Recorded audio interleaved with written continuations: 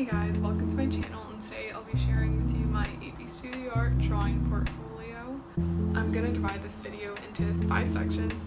So first I'm going to start off by explaining what AP art is, and then I'm going to show you my quality pieces, and then my breadth, concentration, and at the end I'll throw in some tips.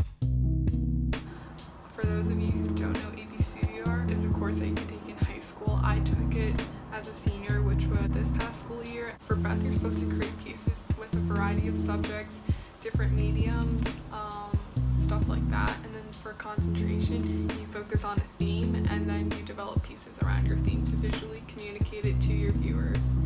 My concentration was about the need for humans to reconnect with Mother Nature. In order to do that, I decided to tell a story through my 12 pieces. My first piece will start off with a statue that's just placed blatantly in nature, and then over time the statue turns into a woman, and then the woman dissolves back into nature. Basically, you send your quality pieces in this big package. I think it's like 18 by 24 inches because that's the maximum size they'll allow. This was the first piece I sent in. It's a piece of my concentration towards the end when the umbrella is slowly dissolving into nature. I painted this with gouache, acrylic, and some colored pencils for touch-ups. This was my second piece I sent in. It's actually also the first piece in my concentration where the statue is just placed in nature. I made this with acrylic and color pencils for the details and like the trees. This was the third piece I sent in, and I think it's also the third piece in my concentration, and this one was also made with acrylic and color pencils.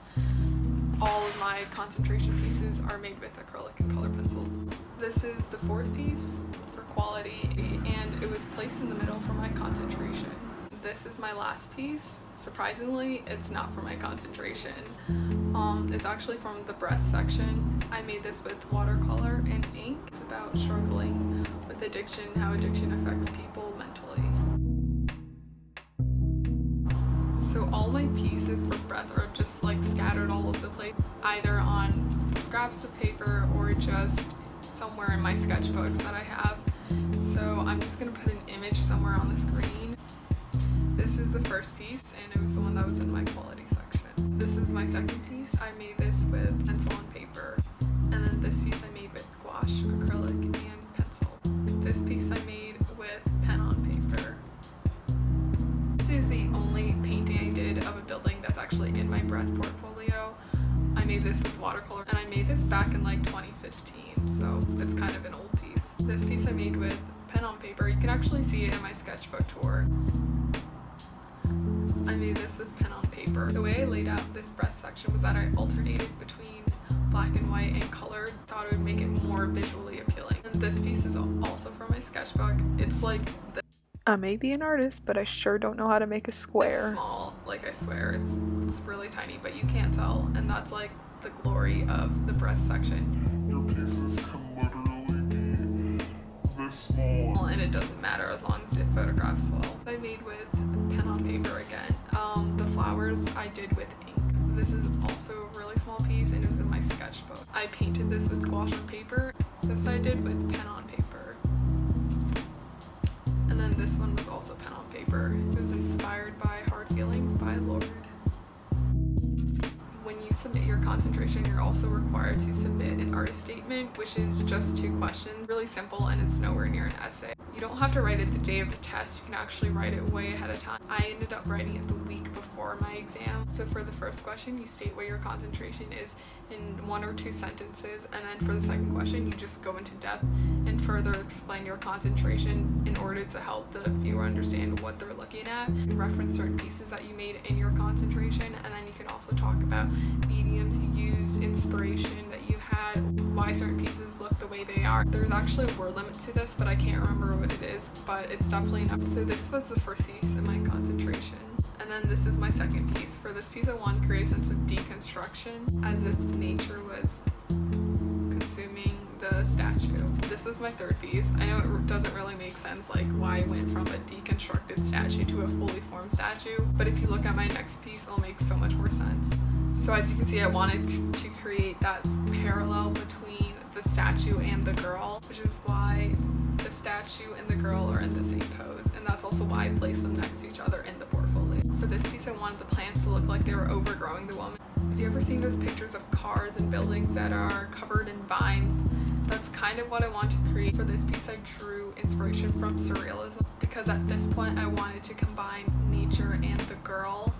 So in order to start off the process, I decided to have water break through her head. A lot of times if you don't have enough pieces for your concentration section, the College Board allows you to submit detailed shots. The recommended is 2 at most, so this is one of mine. At this point you can see that nature and the girl really are like intertwined because she has become the mountain. This is the only piece of my entire concentration that actually used gouache, because for all my other pieces I mainly focused on acrylic and colored pencils because I wanted a factor that would tie all my pieces together. And this is my second detail shot, which I actually really like. I feel like it could be its own piece.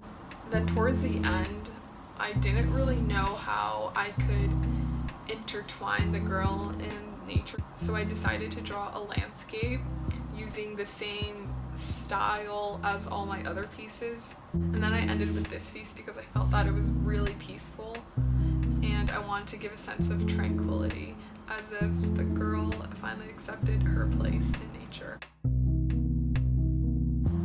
So after looking through my portfolio again, the biggest tip is to manage your time well. Like, I'm not kidding when this art class isn't like any other academic course that you'll take. It can be really grueling if you attempt to paint all these pieces last minute and they might come out really sloppy. Know how long a piece takes for you to create from start to finish and make sure to block out that time in your schedule. And this also means if a teacher gives you a deadline, be sure to meet the deadline. My second tip would be to include a visual element or something that ties in all your pieces together. You can see in mine that I had the same color palette and style in all of my pieces. I think it's really important to have that to show that all these pieces are one. They're not 12 separate pieces that have nothing to do with each other. My third tip would be to choose a theme that is not too broad but also not too rigid or focused. You need that space for creativity in order to shift your theme. If your theme is too broad, you might stray away from it without noticing. If your theme's too strict, you won't have that room for creativity in order to let your theme grow, and this might result in changing a theme, which can just waste a lot of time for you. My fourth tip would be to talk to your teacher and to talk with your peers to get their opinions and their advice, because a lot of times they'll see things that you don't see and they'll come up with ways to help you improve your pieces. You can think of them as your College Board judge throughout the whole year. What is this, like the fifth tip? Next tip, anyways, would be to draw all the time or whenever you can, whenever you have free time and you don't have anything to do, just keep on drawing your sketchbook, make those doodles, do what you gotta do, because as you can see, a lot of my breath pieces, if not all, were from my sketchbook, which really helped me at the end of the year, because more likely than not, you're not going to be able to make all 24 pieces in a school year, especially on top of like your other academic classes in your other AP classes. By drawing all the time and just creating these pieces outside of class, you'll be able to put more of your time and energy into your concentration pieces to make them better. So then at the end, you won't have to worry about rushing to create your other 12 breath pieces. I'd also say it'd be important to probably plan your pieces ahead of time and to draw inspiration ahead of time, so that when it comes to creating the piece, you have a rough idea of the style you want to go with, the color palette you want, and just overall how you want your piece to look like. So with that being said, it's also a really good idea to look at College Board's scoring rubric, which is online. You can literally type in College Board APR scoring guidelines and they'll come up. That's all I have for now. Thank you guys so much for watching. If you have any questions, leave them in the comments below and I'll be sure to answer them as soon as possible. Other than that, be sure to give this video a like and subscribe if you haven't already. I'll see you next time. Bye.